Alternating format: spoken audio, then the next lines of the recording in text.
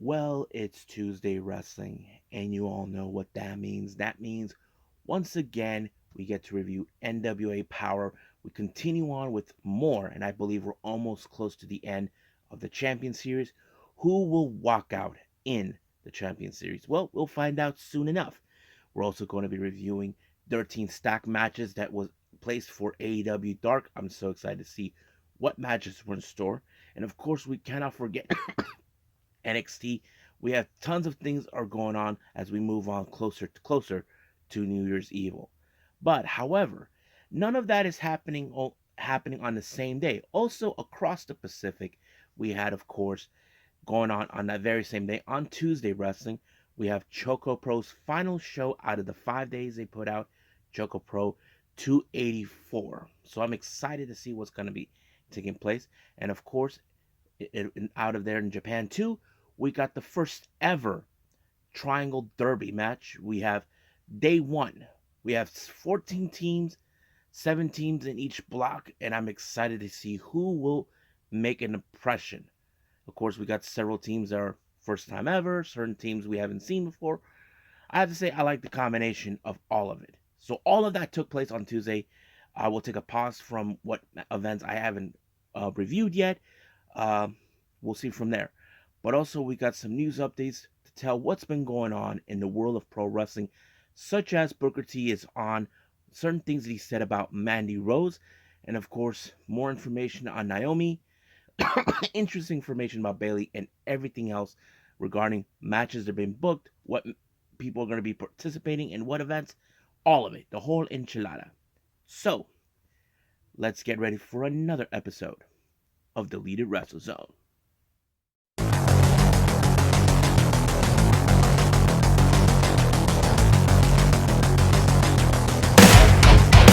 Are you ready? Get up, get up! Get up, get up! Get up, get up! Get up, get up! Get up, get up! Get up, get up!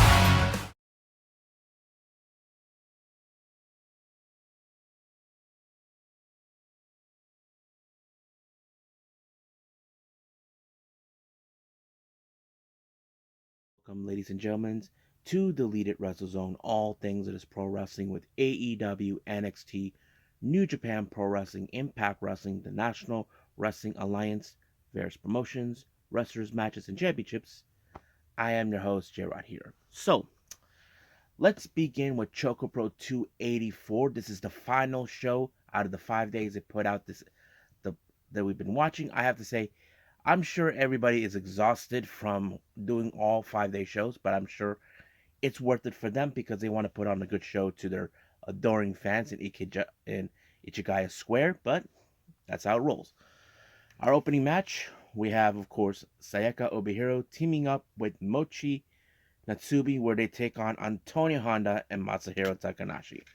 Now, this was a very interesting matchup. Now, I did not anticipate that Sayaka Obihiro and Mochi Natsumi would could get along because, Mochi, she is a member of prominence, but I think it's a good thing. I'm sure getting along with Sayaka Obihiro was good. But however, they have to deal with the most, how do I say, clever person. I'm talking about Masahiro Takanashi, and the one person is predictable that you don't know what he's gonna do until he does it. We're talking about Antonio Honda. As you guys know, always we see Antonio Honda with his dang guitar trying to sing. Even Sayaka tried to get along with it, but as every time he's done, wham, she attacks. But it was a very interesting matchup. But it was, I believe, in this case, a submission by Antonio Honda to Sayaka Obihiro that forced her to tap out, giving Honda and Takanashi the W. Next match, we got Miya Yotsuba taking on Sawadi Kamen. So this is the first time these two ever come across each other in a singles match. Now, keep in mind, Miya is still on the learning curve. As you know, she is one of the new girls coming out of the dojo. And I think this is a good opportunity to see what she can do when she faces a male wrestler. Now, we have seen her face off against mostly the other Yoshi wrestlers like Mei Shiruga, um, Chiko Shikawa, and many others. But how would she do with Common? Well, we don't know for sure because he's a lot different. But he did put up a good fight. Not gonna deny about that until finally it was a chokehold by uh, Sawadari who picked it up on the way. Mai had no other choice but to tap, and that gave him the win. Now our next match we have Chiko Shikawa and um, Shin Suzuki taking on Mei Shiruga and Anarco Montaña. Uh, if you guys want to know, Anarco is completely sober. If you guys remembered, I mentioned he was drunk on the previous show, so I don't know what happened, but he seems like he's back to his old self, the same old fun person that he is. But I think this was a pretty good match. I think they tried to separate them as much as possible. But however, I think that I like how May and Arnico did get along great. I mean, I would always love Mei Suga with her bro. I'm talking about Balinaki. Don't know when he'll be making his return, but it's interesting that she can pair it up with anybody, despite if she loses or wins. But in the other hand, it was Mei Suga to make the pinfall onto Chi. 1, 2, 3. It was over. Now, our Donkin tournament was pretty interesting. Mei Suga was eliminated, so was Miya, but it was Masahiro Takahashi who picked up the win by going up to the finals, taking on Mei Suga, and it was over right from there. But right after the show, they celebrated the birthday of none other than Antonio Honda. Of course, he got some cake, and we all can say happy birthday to him. So, happy birthday, Antonio Honda. And I think that's pretty much it. So we're done with more on the ChocoPro stuff. I'm not sure if this is the season finale, but I'll find out soon enough. Right now, I will be following that up because we haven't seen the latest Gatomu show, Rina Shinkiba. I'm sure they're trying to add that stuff up, but hopefully when that comes out, I'll review that. But right now, let's move on to our next review, and I believe this is Stardom's Triangle Derby 1.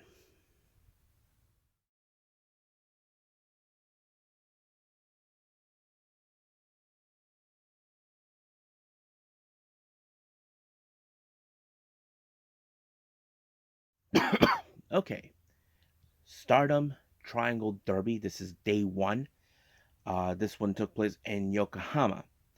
Pretty interesting stuff. But before we go proceed, they did had a pre-show taking place. It was a 3-way match. I was surprised to see Rina versus Miyu Masaki and Hina. Now, these 3 ladies were not participating in the tournament. I would have assumed because if you guys remember clearly, I mentioned that Lady C is teaming up with the members of DDM, Micah and Himika. Um, I don't know why they didn't team her up with Miyu, Masaki, and Hina, but who knows? Maybe because of their school time. I'm not sure. Probably the same thing with Rina. So it was a pretty good match, but however, the X factor in this, keep in mind, Miyu, Masaki, and Ina are part of the same unit. They're part of Queen's Quest, so this became possibly a 2-on-1 advantage. But however, in Queen's Quest history, if you guys ever followed Queen's Quest history, they're not afraid to battle each other out. That's always been the Queen's Quest way, something that Io Shirai has brought to the table. But however, it was of course Rina with the gory bomb with the jackknife onto her sister Hina that allowed her to win the match. But in the post-match comment, she feels that 2023 will be her year due to the fact that, as you know, she feels that she deserves to win the future belt. Currently is now in Ami Soti's shoulder. That title will be posted on the line between Ami Soti and Mai Sakurai. I don't know if that match will take place at the next New Blood show. I'm not sure if that's the case, but we will see what happens then. Now, the Triangle Derby starts. They do an opening ceremony like we normally see in the 5-Star Grand Prix. The Goddesses Tag League, so this is interesting. So they introduce each team that's involved, starting with the red, with the Triangle Red, and then the Triangle Blue, and so on and so on.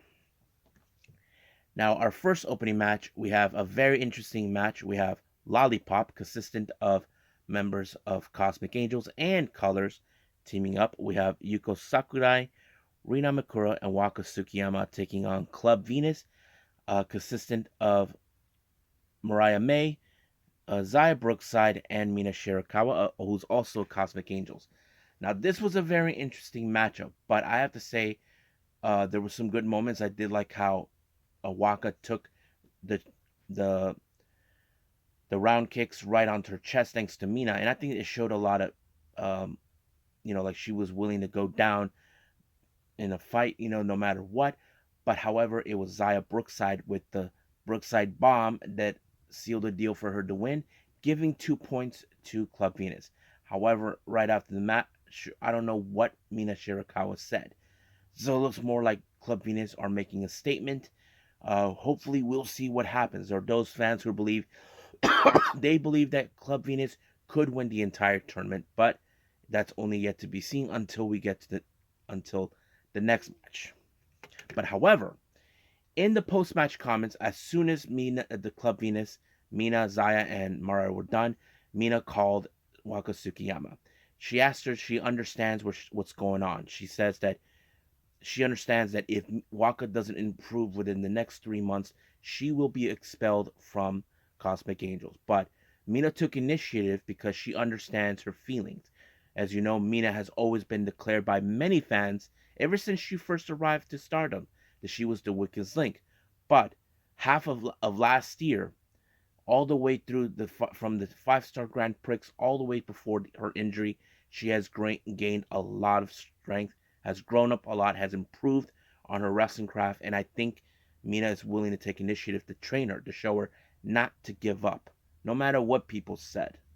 So she did ask her she will be put in rigorous training, and Waka understands what she's going to be putting herself into. So we'll see what happens then. Now, our next match, we have Unique Glare, consistent of members of Oda Tai, Ruka, and Starlight Kid, teaming up with Aruka Umasaki from World Woman Pro Wrestling Diana, and they take on Prominence, our current Artists of Stardom champions. As you know, Prominence won these belts at Dreams Queendom against Oedo Tai, and they've been since there. However, you can tell by the look of Starlight Kid that she probably is not too thrilled losing the belts to them. And I said this before. What the hell was Oedo Tai thinking? Did they honestly think they had the advantage because weapons were allowed in a hardcore match? I don't know. But that was their mistake. But, however, in this particular match, it was pretty interesting. You see how cohesiveness Prominence can be, regardless if they're not using any hardcore weapons. But it was, of course, Zuzu with the tequila shot onto Ruka that sealed the deal, that gave them the first 2 points. Next match, we got members of Oda Tai calling themselves Gold Ship, consistent of Momo Watanabe, Natsuko Tora, and Saki Kashima, who is the leader of this group, taking on their old pals from Stars, H&M, consistent of Momo Kogo, Hanan, and Mayu Iwatani. Now, you know Oda Tai does have some brief history, long-standing rivalries with Stars. However, it was, of course, Momo who suffered the fate of all 3 combinations of everyone in Gold Ship, but it was, of course, Saki Kashima who picked up the win after applying a double stomp to the chest. So that was a pretty good match. So Gold Ship picks up the win. Next up, well, before we move on to the next match, they just introduced a surprise guest in their Japanese announce team.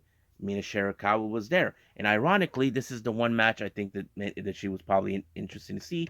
Her friends from Cosmic Angels were talking about Natsupoi, Tam Nakano, and Saki taking on Mayhem with C, Maika and Himika of DDM, and of course Lady C of Queen's Quest.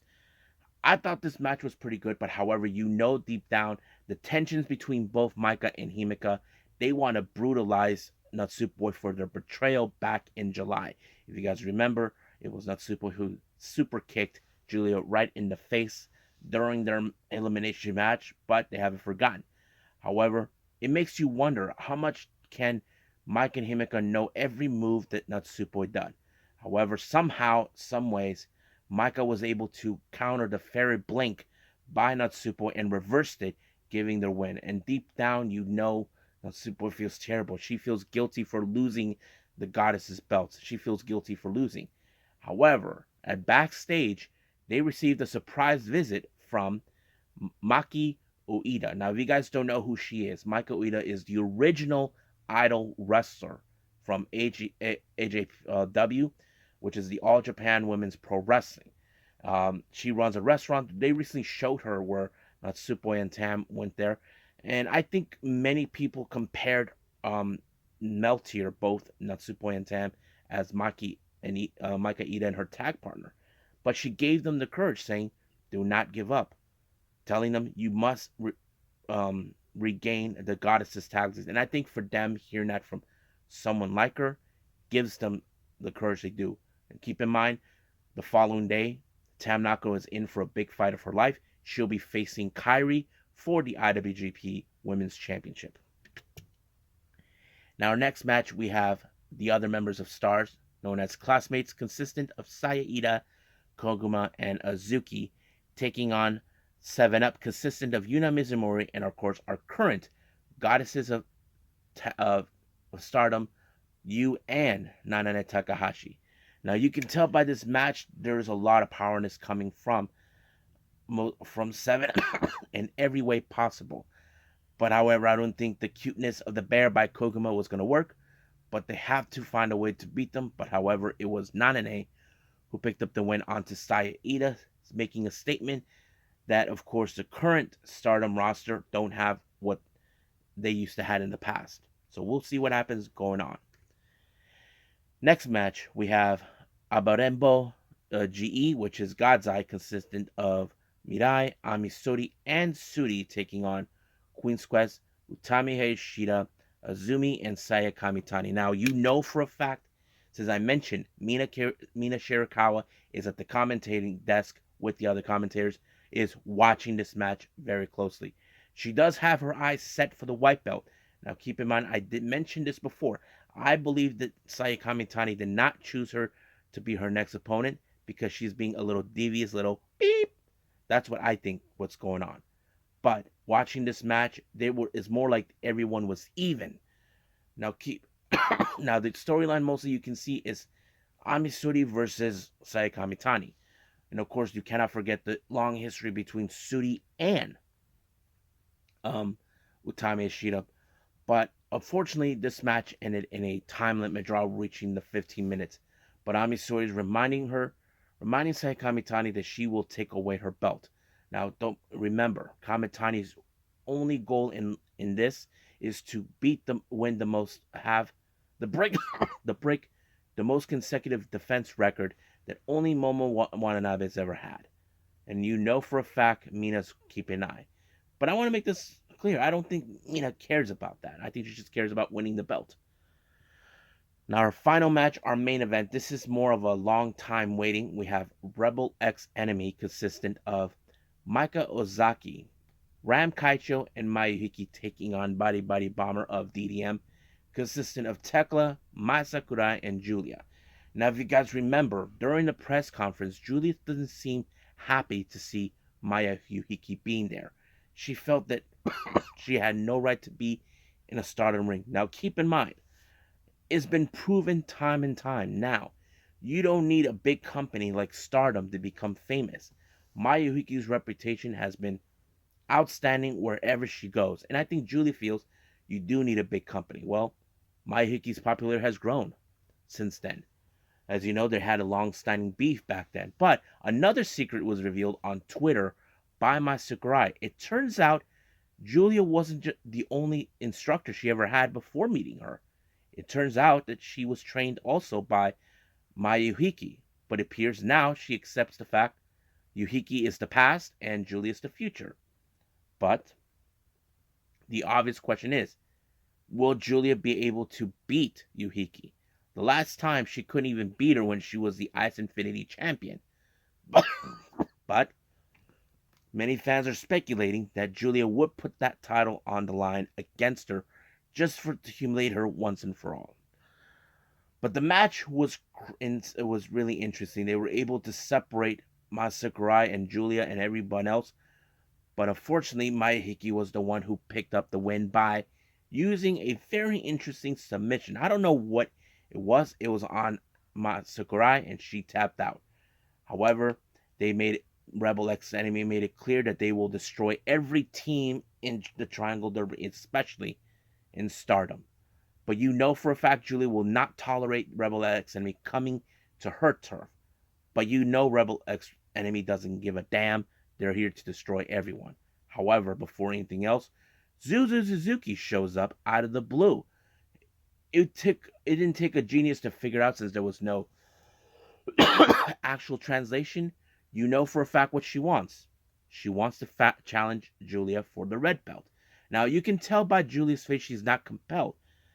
Deep down she doesn't want to fight her, but Zuzu doesn't care because she hates Julia for what she put her through. You can tell that this rivalry between them is not even over, not by a long shot. You can say that the rivalry was over at the 5-Star Grand Prix, but keep in mind, that match ended in a time limit draw. So basically, that's what's going to take place. I don't know when that match is going to be set, but you can tell.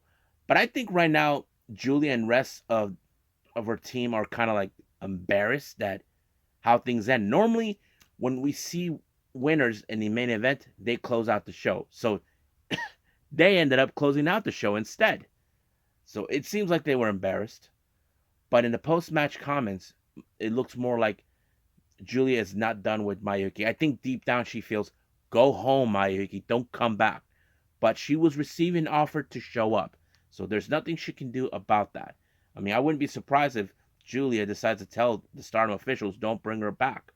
But keep in mind, I said it before, you don't need a big company to make yourself famous.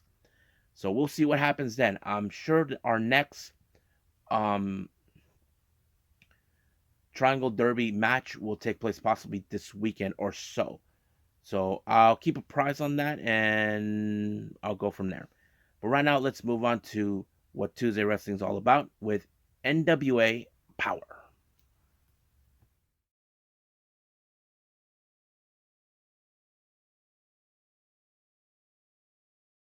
Okay, as we continue with more on Tuesday Wrestling, we are going to do NWA Powerrr.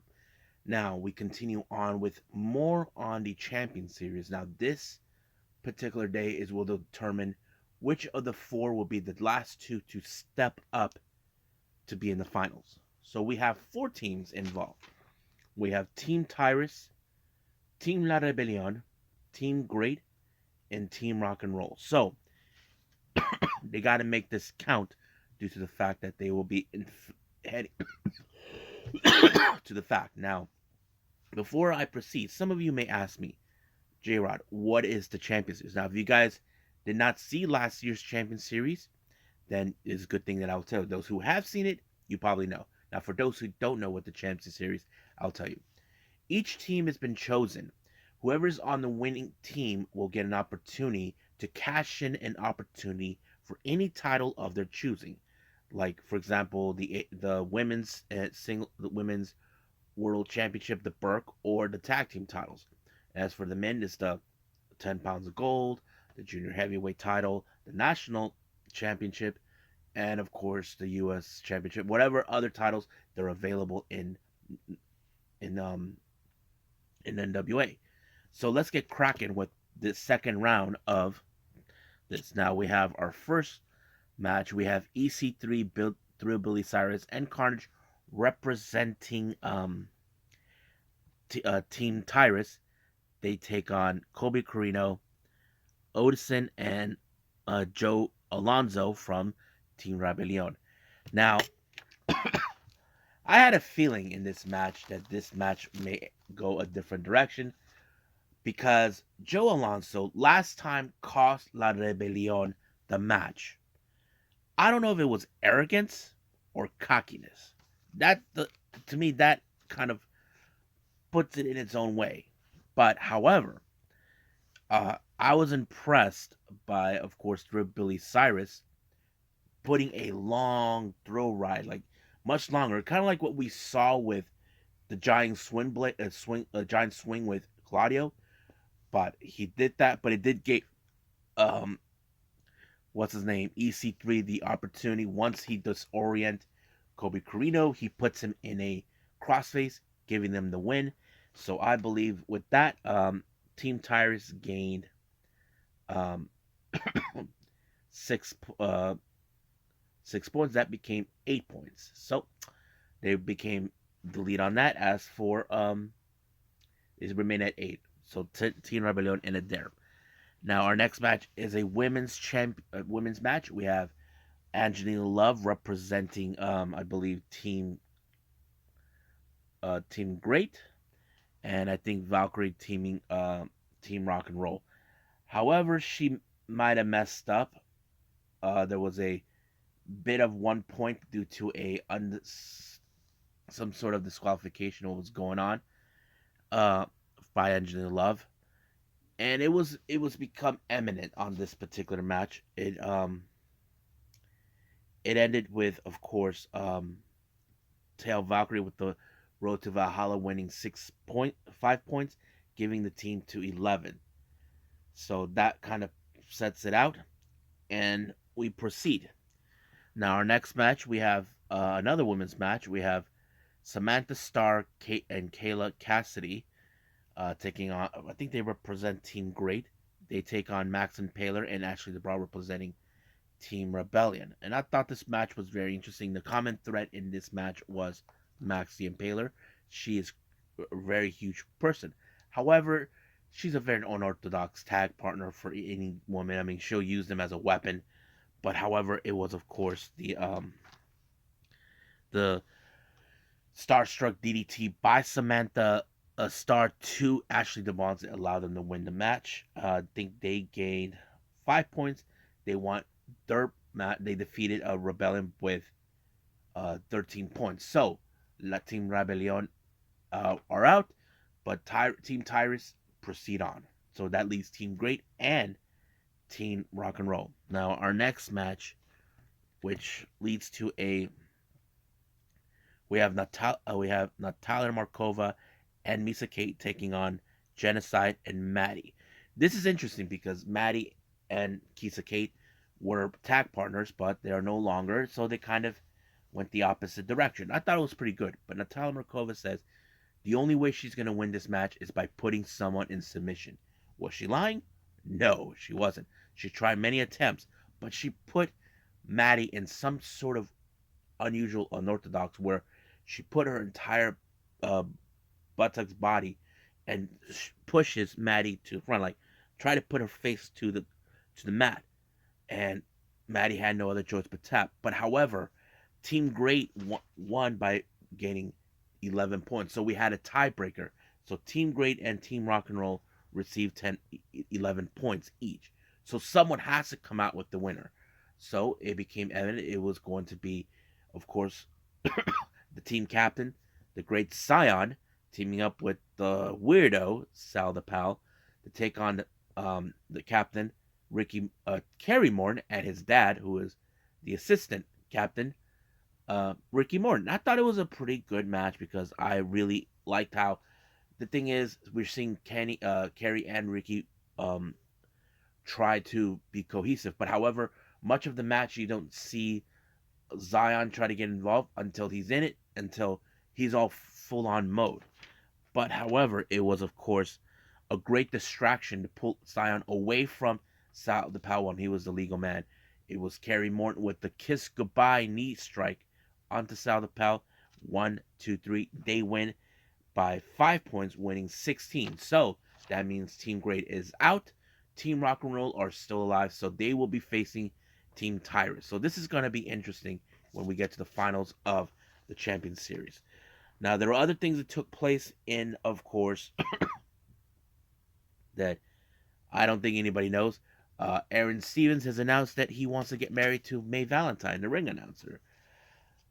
Weddings in wrestling don't go well, but we'll see what happens because I'm kind of curious about this match. So we'll see what happens. So let's move on with AEW Dark.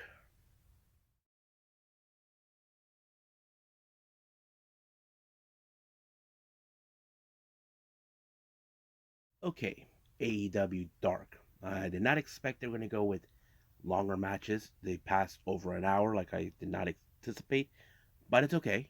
Let's see what matches they had. Our first match, we have Brian Pillman Jr. taking on Christopher Daniels. So this is a classic, you know, young guy versus the old school. And I think that kind of plays out a pretty good match. You probably would have thought Brian Pillman, who has grown so much and so much, would have been winning the match, but no, it's you can say it's the veteran, but it was the best moonsault ever by Christopher Daniels that gave him the win. Next up, we have Ami Sakura taking on Jade Stone. You can guess that this match ended with Ami Sakura. She also pulled off her moonsault. Not the best moonsault ever, a moonsault. Yeah. Next, we have a very interesting interview with Arn Anderson talking to his son and Brian Pillman. It appears like, what happened last time Brock Anderson got into under the skin of Matt Menard and all that, so they know he's a prick. But nevertheless, they have to get back to what they are. They have to be more aggressive. But Brian Pillman Jr., who was there in the process, he asked for a favor to Arn Anderson since both Arn and his dad go way back. So he wants to be better at what he does. And there's no right person to do it because, Arn has been in the game for far too long. He'll push you to the brink. And I think that's a good thing for him. So we'll see what happens. I hope they form like a tag team or bring a somewhat version of the horse. But some of you may say, what about Griff Garrison? Well, you guys remember Griff Garrison went under the knife, so he had surgery. So it's still unclear how long he'll be out. So we'll find out soon enough. Then we have Ryan Meneth taking on Dak Draper. Good match. Dak was very good, but however, it was Meneth with the hunk of love that sealed the deal that gave him the win. Next up, we got Blake Christian versus Sean Maluda. Also, a good match, but Blake Christian won by applying the springboard 450 splash. Wow, right there. Next up, we got Leon Ruffin versus Ari Daivari. Now, here's the kicker: what goes on? Ari Daivari has always been looking for new scouts. I'm going to say on a whim here that maybe now is the possibility that Parker Boudreaux is no longer part of the Trustbusters since he's now part of the affiliates with Swerve Strickland. That's what I'm going to presume. I'm going to assume he's looking for new recruitments. He tried to ask Leon Ruff to join, but he turned him down. But of course, like always, it's the number games. The Trustbusters will always run interference, but it was Ari Daivari with the win with the Hammerlock Lariat, and of course, giving himself the win. But of course, the beatdown took place, and then here comes Blake Christian and AR Fox to his defense. Uh, we're going to see probably a big match between of course a trios match, Ruffin with Blake and AR Fox taking on the Trustbusters. I'm going to presume that's going to happen. We have Rohit Raju versus um, Richard Adonis. This match went on to uh, Rohit with the stomp to the chest. That kind of like the coup de grace. But yeah, that gave him the win. Next up, we got Jora Joel versus Jared Diaz. I have to say, Joel, his best move I love is when he applies a pump kick, but Diaz went in the mirror and pump kick right in the air. He's out. So Jora Joel won. It was a very impressive pump kick to do that. Next up, we got the Dark Order, Silver and Reynolds taking on Axton Ray and Blanco Toro. But of course, I love how the combinations between Silver and Reynolds always play to play. But it was Reynolds with the jackknife onto Blanco Toro, Blanco Loco, that gave him the win. Next up, we got the varsity athletes, Josh Woods and Tony Nese, taking on Liam Gray and Adrian Alinas. I think that's his name. But this match ended to the varsity athletes with what they call the combo neck breaker, the one, hold on, the one RM, and just like that. Then we got, of course, Kara Hogan versus Casey Lennox. This match ended with Kara Hogan with the backdrop, ending the match with her with the win. Then we have the Trust Busters, Sonny Kiss and Slim J taking on um, Cameron Stewart and Ryzen. This match ended with the Trust Busters for Sonny applying the 450 splash, giving the win to the Trust Busters. Then we have the captain, Sean Dean, versus Ariel Dominguez. This match ended with the old school diving body splash. I thought it was a pretty good way to end it. In our main event, we have the Workhorsemen, JD Drake and Anthony Henry taking on Top Flight. This was a tough battle for it because we have two of the toughest competitors in tag team, the Workhorsemen, taking on two of the highest, the most high flying sensation group, Top Flight. But of course, you cannot count out the tenacity and the spirit of Top Flight not giving up until they applied the nosedive combination onto Anthony Henry, giving Top Flight the win. So that was pretty good. I enjoyed it. So I think that's pretty much it what we have with AEW Dark. So it's time for NXT.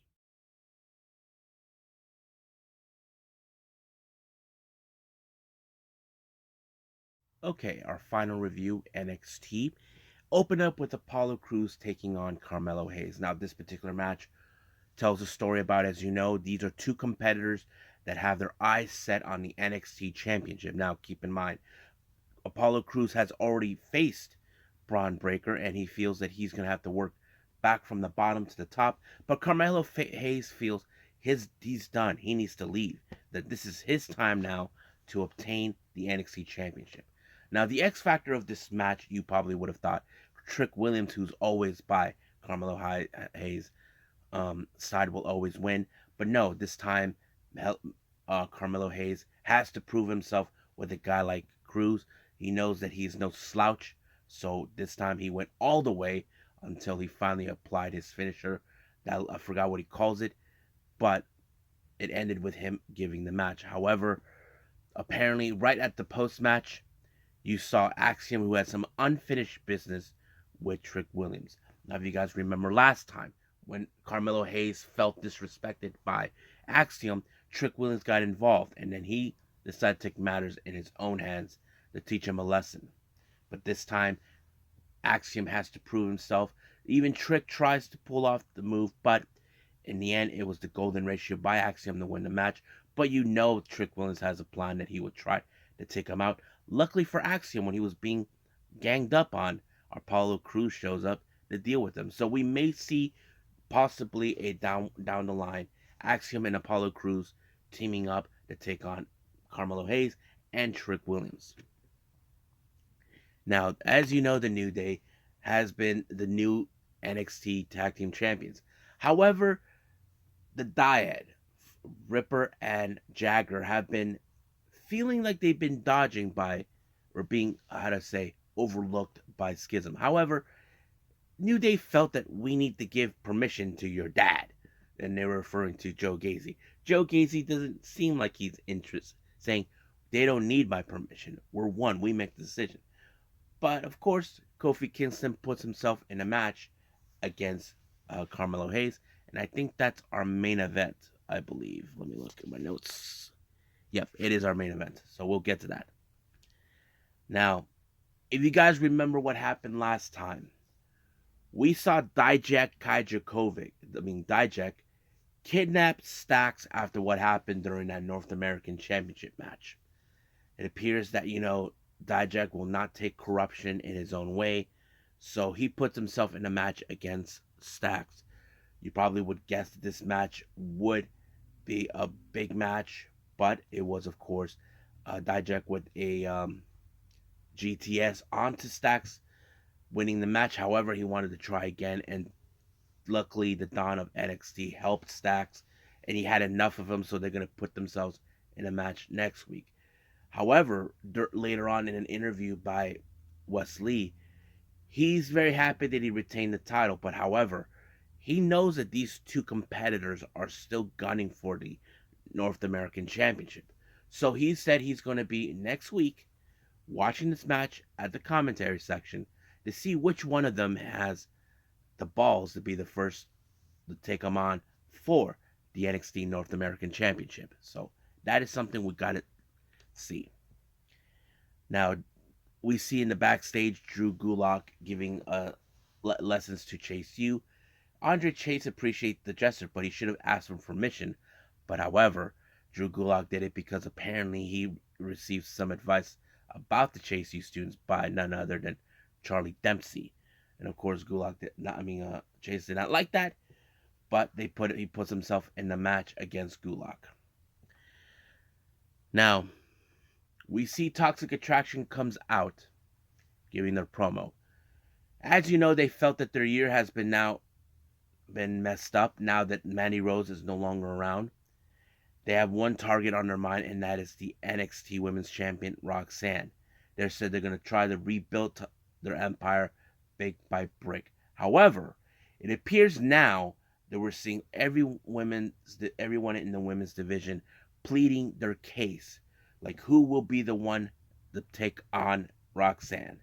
So we have people coming out like Indy Hartwell, Cora Jade, Nikita Lyons, Zoe Starks, Wendy Chu, and then of course the hell goes, girl fight! So you saw everybody in there trying to beat the crap. But we do see later during that time Alba Fire, who was on her way to the ring, attacked by Isla Dawn. But as you know, they continue on with the little fight all the way to the back. However, Roxanne gave the news to all the women in the ring, saying that next week there will be a women's battle royale to see who will be the number one contender to take on Roxanne at Vengeance Day.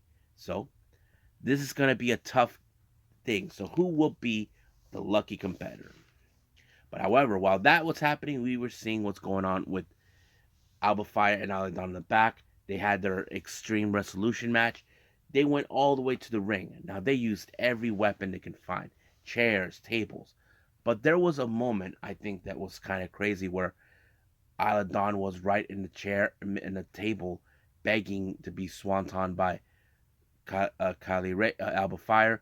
But the table did not break, so I keep going back to her old name. Alba Fire applied the gory bomb on her and, of course, put her back in the ring. Then 1, 2, 3, she wins. So, the obvious question now does remain. Is this truly over between those two? Will Alba Fire finally focus? The one thing she desires is the NXT Women's Championship. Or will Isla Dawn continue to rain on her parade? That is the unanswered question. Now, our next match, we have Ora Mensa, who's taking on the so-called Big Body Javi. You can guess that Javi tried everything, but I have to say Ora Mensa continues to impress us with his presence. And until he applied the spinning heel kick, blammo, it was over right from there. Next up, we do see, of course, Briggs and Jensen celebrating with Fallon, retaining her bar. But of course, Kiana James shows up. You probably can guess what's going to happen. I don't need to go to that. Next up, we have Andre Chase along with his students taking on Drew Gulak. I have to say, Chase put up a good fight, but Gulak had the much better experience He put him in a chokehold, but he almost like he was crossing the line. But Hank Walker felt like, don't you think that was a little bit excessive? They're in the back. He was questioned about that, but Gulak said, a win's a win. But of course, Charlie Dempsey shows up. Looks like he wants to take on Hank Williams. Hank Walker. Sorry, my bad. So anyway, we'll see what happens then. Now, our main event is Kofi Kingston versus Joe Gacy. I thought this match was a little fun. But of course, the X factor is, of course, the schism. I'm talking about Ava Reigns, Fowler, and Jagger getting involved. But I like how Kofi Kingston did not give up until he applied the Trouble in Paradise to put Joe Gacy away. So that pretty much says it all. And of course, they immediately ran the moment they realized that they're gonna be that Kofi Kingston could get himself beat up. But nope, he got away free. Now, our last thing we see at the end, we have the Grayson Waller effect talking to Braun Breaker. So the obvious question is, did did Grayson Waller, is he really that confident to believe that he's going to dethrone? And I think that's the obvious question. Look, we've seen this with Braun Breaker in the past. He lost the first time, but he wanted the second or third, whatever the two is. But he was able to do it. He proven that he has what it takes. But the problem is Waller has been believing that he has the entire world eating at the palm of his hand. But did he? No. Until, of course, Braun Breaker put him away with his finisher, and bam, just like that. So we'll see what happens next week at New Year's Evil. I think that's it. But yeah, so we'll see what happens. So I think that's pretty much it with NXT. I believe it's time for news updates.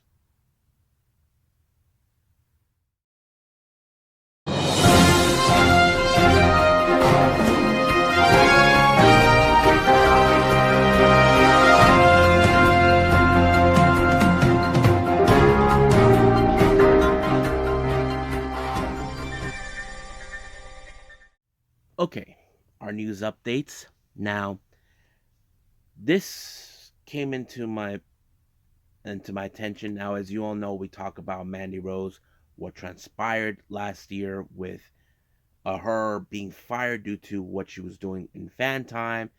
Booker T goes out talking about, okay, that she felt that she crossed the line doing that and all this and that this could have been avoided.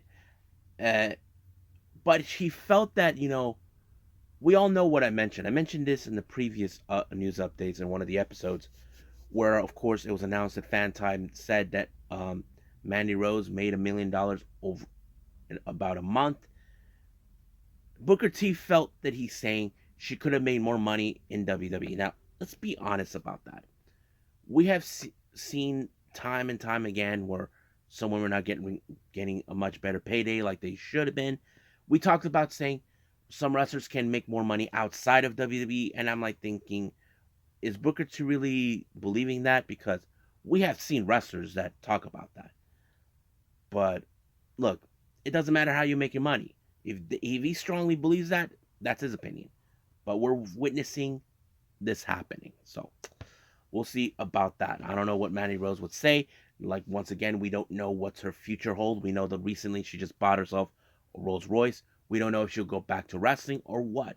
That is the one thing we still don't know. But we just got to wait and see. Now, those who may have heard what's going on, it's been revealed that Trinity Fatu, also known as Naomi, went to Japan to support Sasha Banks. But new information has arising about saying, okay, she is going back to WWE without Sasha. So I'm just saying, this. Okay, so it's saying, okay, so there's that. So we're happy that she could go back. I just hope things can go well with her after what happened the last time. I know there's been talk about possibly having her join the Bloodline. I mean, which would be great and all, but we just gotta wait and see when that day comes when she returns. That is one of the things we gotta be paying attention. Now, in addition to Naomi being in Japan supporting Sasha, or should I say Mercedes Monet, of course we have Bailey who's also there supporting her too. Now, I know some EW loyalists are saying, why is she there? It's her best friend. Why not? Look, we understand some people say New Japan sucks. I get that. But this is her best friend. So show some sympathy, please. Now, uh, updates regarding for the upcoming event in March with Wrestle Revolver with Drip. New announcements have been made about debuts and who's going to appear on that particular day. Death Dolls, consisting of Taya Valkyrie, Jessica, and Rosemary, will be making their debut at Wrestling Revolver, which is awesome! Or as Jessica would say, it's gonna be sick! And of course, we have Johnny Revolver. You may know him as Johnny Nitro, Johnny Mundo, Johnny Impact. Let's just call him Johnny Multiple, will be returning too. However, In a previous news update I mentioned for Wrestling Revolver, Dirty Dango will be making his debut. However, new information has come out. It appears Dirty Dango, it didn't take long since I announced that he's going to be there, it's been revealed he is now the newest member of the faction known as the Unit. The Unit recently has been suffering losses. JT Dunn lost the Revolver Championship to Trey Miguel. Then Trey Miguel lost it to Steve Macklin. So we'll see what happens then. But also, big news, we're going to have the Battle of the Rascals. We have the X Division champion, Trey Miguel, putting his title on the line against his closest friend, Zachary Wentz. This is going to be killer. Now, in the Lucha Libre world, wrestler Maximo, if you guys don't know who he is, he's this wrestler who acts like he thinks he's gay. He comes from a legendary family. You guys know his brother, Psycho Clown, from GCW, and also his legendary family. He announced that he will be making his retirement. The dude is only 42 years old, so don't know what's the reasons of announcing his retirement, but I'm sure more information about he'll probably explain that. So we'll see what happens then. Now, more information about updates for the Black Label Pro for All My Friends Are Enemies that takes place in the 18th of February. We're going to have Calvin Tankman taking on one called Manders. Now, exciting news in the Yoshi world, if you guys are big fans of that. Tokyo Joshi Pro Wrestling, on their latest event, I haven't seen it yet, has announced that they'll be coming back to the US, and it was also foretold by WrestleCon they have built a partnership with them that they will be having their first show in the US on March 31st at the Globe Theater, which is, of course, the same where Pro Wrestling Guerrilla does many of the shows there. So this is exciting news. So if you guys are big fans of Tokyo Joshi Pro Wrestling, you should get more information, find out more ticket prices and all that. I'm trying to consider if I want to go or not, but we'll see what happens.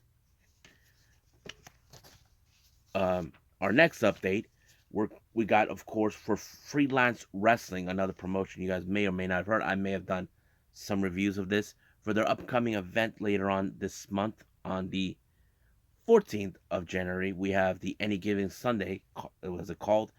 The NWA Junior Heavyweight Championship will be on the line. Kerry Morton will be putting his belt on the line against GPA. And finally, for our last update, GCW up. We have a GC for the GCW Take a Picture that takes place on the 21st. Blake Christian is booked to take on Cabana Man Dan. So this is going to be exciting news. So I'm excited for that. Hope you guys too. I think that's pretty much it what we have for our news updates. So let's just call it a day. Well, I hope everybody enjoys this episode. Good thing I got the whole Stardom thing out of the way because I know some of you love when I review the Stardom stuff. Coming up, as you know, we have the Wednesday one with AEW Dynamite, where they make their first appearance in Seattle. I will be reviewing Wrestle Kingdom. This is a big show. I'm so excited. And I'm also considering reviewing the much recent event by Pro Wrestling Noah, New Year's, which is, of course, a really good one I definitely got to enjoy. So I'll just wing it from there, see what happens. If there's any news updates, I'll throw it all for all of you guys. So I think that's pretty much it what we have. So I will see you guys in the next DWZ time. Same DWZ channel. I must bid all of you adieu. So, goodbye. Mwah. And have a nice day. Bang.